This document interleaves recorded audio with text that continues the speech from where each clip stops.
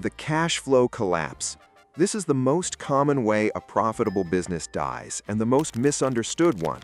The company's making money on paper, the orders are coming in, the revenue looks healthy on the spreadsheet, and then one Tuesday morning, there is simply no cash left to pay the people who built everything. Cash flow failure isn't about losing money, it's about the timing of when money arrives versus when it needs to leave.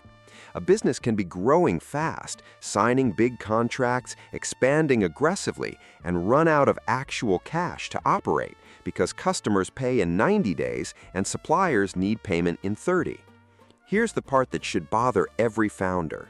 More businesses die from cash flow problems than from bad products, bad markets, or bad ideas combined. The company wasn't losing, it just ran out of time to collect what it was already owed. The founder fallout. Two people build something together from nothing. They share the vision, split the equity, survive the early chaos side by side, and then the company starts working, and suddenly everything they never discussed becomes the only thing they talk about. Who controls the direction? Who gets paid more? Who makes the final call? Whose name goes first? Co-founder breakups destroy more promising startups than almost any external force in the market because the damage happens from the inside, at the exact moment the company needs its leadership to be most aligned. The uncomfortable truth? Most co-founder agreements are written for the good times, not for the moment one of them decides the other is the reason everything is going wrong. The scaling too fast failure. The product works, the customers love it, the investors are excited, and so the founder hires 50 people, opens 3 new offices, launches in 5 new markets, and doubles the burn rate before the original model has actually proven it can survive at scale. Scaling too fast is one of the most seductive ways to destroy a business because every single step of it feels like progress. More team, more reach, more ambition, until the day the revenue curve doesn't keep up with the cost curve, and suddenly a company that was months away from profitability needs another emergency funding round to survive the next quarter it created for itself. The product nobody wanted. This founder spent 12 months building something technically impressive, carefully engineered, beautifully designed, and launched it to discover that the problem they were solving was one they personally had and almost nobody else did. Product-market fit failure is brutal precisely because it often comes after enormous effort, enormous cost, and enormous personal sacrifice. The classic startup mistake isn't building something badly, it's building the wrong thing extremely well. Here's the trap.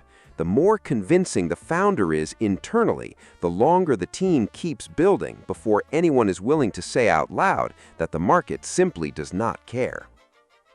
The competition crush. The startup finds a gap, builds a product, gets early traction, and then a company with 100 times the resources, the distribution, and the brand recognition notices the gap and decides to fill it. Sometimes it's a direct copy. Sometimes it's just a feature added to an existing product that already has 100 million users. Either way, the outcome is often the same. The startup that proved the idea was valid ends up being the proof of concept for the competitor that actually had the scale to execute it. The most painful version is when the startup did everything right and still lost, because being first and being biggest are two completely different advantages.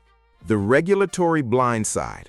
The business model works perfectly, the growth is real, the customers are happy, and then a government decides that what the company has been doing for 3 years is actually illegal, or needs a license it doesn't have, or violates a regulation nobody enforced until the company got big enough to notice. Regulatory failure doesn't just kill startups in obvious industries, it kills businesses in logistics, finance, healthcare, data, and dozens of other sectors where the rules were written before the technology existed and nobody updated them until a company became the example. The founders who survive this are the ones who hired a lawyer before they needed one, not after. The single customer dependency. The startup lands one enormous client, a deal so big it solves the revenue problem, impresses the investors, and feels like proof that the whole thing is working. And then that one client represents 60, 70, 80% of total revenue. And then that client renegotiates, or gets acquired, or simply decides to build the product internally. Single customer dependency is the business equivalent of building a house on one column. Everything looks stable until the exact moment it doesn't, and by then there's nothing underneath. The tragedy is that it almost always starts as the best thing that ever happened to the company. The leadership vacuum. The founder who was brilliant at building the product turns out to be genuinely terrible at running the company that builds it. Or the company grows past the stage where one person's vision can hold the entire thing together, and nobody inside is capable of replacing the founder at the center. Leadership failure is rarely visible from the outside until it's too late. The symptoms look like bad strategy, bad hiring, bad culture, bad execution, but underneath all of those separate problems is usually one root cause. Nobody in the building actually knows how to lead the next version of this company, and everyone has been too afraid to say it out loud. The pivot that went too far. The original idea wasn't working, so the company pivoted. New direction, new market, new product focus. That pivot didn't work either, so they pivoted again and again. Each pivot made complete logical sense at the time, each one chasing a signal in the market that looked real enough to justify the change. But somewhere between the second and third pivot, the company stopped being a company with a clear direction and became a group of talented people sprinting toward whichever direction felt least wrong that quarter. Pivoting once can save a startup. Pivoting constantly is just failure with better vocabulary. The reputation collapse. Everything is working: revenue, product, growth, team.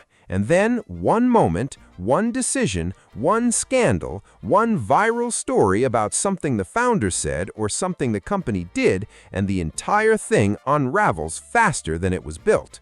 Reputation collapse is the fastest business failure on this entire list because it doesn't need a bad product or a bad market to happen. It just needs one bad day that the internet decides to remember forever. The companies that survive a reputation crisis almost always do it the same way, by being honest faster than the story spreads. The ones that don't survive are almost always the ones that spent the first 72 hours trying to manage the narrative instead of telling the truth. So, which failure is the most avoidable? Here's what the data actually shows. Almost every business failure on this list was visible months, sometimes years before it happened, in a spreadsheet nobody looked at carefully enough, in a co-founder conversation nobody was willing to have, in a customer complaint nobody took seriously. Businesses rarely fail suddenly. They fail slowly, quietly, predictably, and then all at once. 10 types, 1 outcome. Which one do you think kills the most companies? Drop it below.